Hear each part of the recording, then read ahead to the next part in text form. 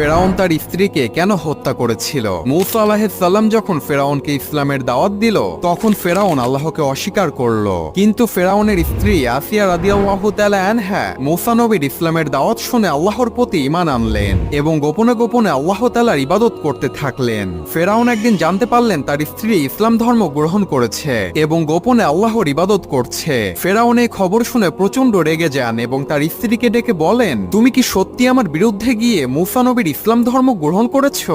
আসিয়া তখন সাহসের সাথে উত্তর দিয়ে বললেন, হ্যাঁ, আমি আল্লাহর উপর ঈমান এনেছি, যিনি সকল কিছুর সৃষ্টিকর্তা। ফেরাউন তখন রাগান্বিত হয়ে তার সৈন্যবাহিনীদেরকে ডেকে তার স্ত্রীর কঠিন শাস্তির ব্যবস্থা করতে বললেন এবং তার স্ত্রীকে নির্মমভাবে হত্যা করা হলো। মৃত্যুর পূর্বে আল্লাহ তাআলা আসিয়া রাদিয়াল্লাহু তাআলা আনহাকে জান্নাতের একটি দৃশ্য দেখালেন, যা দেখে তার মুখ উজ্জ্বল হয়ে গেল এবং সে খুশি মনে মৃত্যুবরণ করলেন। সুবহানাল্লাহ।